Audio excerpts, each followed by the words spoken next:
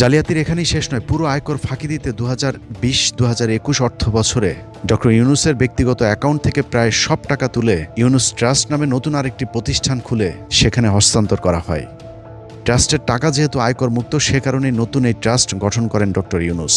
এ ধরনের ফান্ডের ক্ষেত্রে সরকারকে 15% কর দিতে হলেও ইউনূস সেই করের টাকাও ফাঁকি দিয়েছেন। আর এ কারণেই ডক্টর ইউনূসের বিরুদ্ধে ট্যাক্স ফাঁকির মামলা হয়েছিল। সেই মামলাতে তার বিরুদ্ধে শাস্তি হলেও ইন্টারিম সরকারের প্রধান হয়ে তিনি সেই মামলা থেকে অব্যাহতি নেন।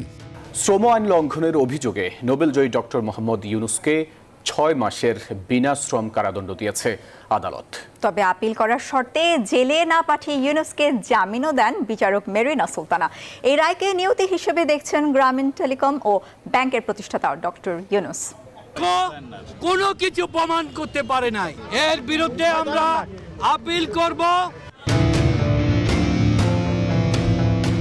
এত সব জালিয়াতির পরেও সেই অর্থ যদি দেশে থাকতো তাহলে অন্তত সান্ত্বনা দেয়া যেত, কিন্তু গ্রামীণ ব্যাংকের ব্যবসার নামে জালিয়াতির এই অর্থ যেভাবে ডক্টর ইউনূস আবারও বিদেশে পাচার করেছেন, সেই গল্প আরও ভয়ঙ্কর।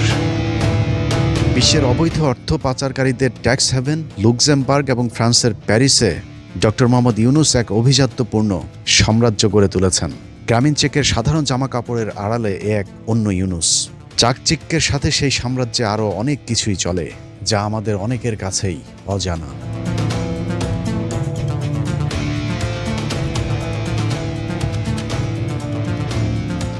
দু সালে কর ফাঁকি দেওয়ার লক্ষ্যে বিতর্কিত লুক্সেমবার্গে নিবন্ধিত হয় গ্রামীণ ক্রেডিট এগ্রিকাল মাইক্রো ফাইন্যান্স ফাউন্ডেশন। এই ফাউন্ডেশনের প্রাথমিক মূলধন ছিল 5 কোটি ইউরো, বাংলাদেশি মুদ্রায় যার মূল্য 650 কোটি টাকার কাছাকাছি।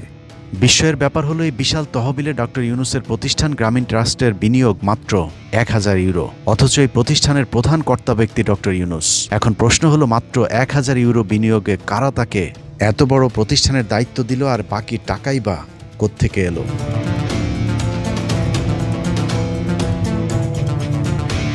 ফ্রান্সে 2018 সালে ইউনূস স্পোর্টস হাব নামক আরেকটি প্রতিষ্ঠান চালু করা হয়, যে প্রতিষ্ঠান বিশ্বের বিভিন্ন দেশের স্পোর্টসম্যানদের জন্য কাজ করে থাকেন। তবে উল্লেখ্য, কোনো বাংলাদেশি মানুষের জন্য এই প্রতিষ্ঠানের দরজা বন্ধ।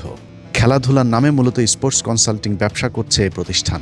ইউনূস স্পোর্টস হাব কোনো দাতব্য বা অলাভজনক সংস্থা নয়, বরং ফ্রান্সের আইনে এটি একটি এসএস বা বাণিজ্যিক প্রতিষ্ঠান, যার 52% শেয়ারের মালিক দেখানো হয়েছে মিরপুরে অবস্থিত।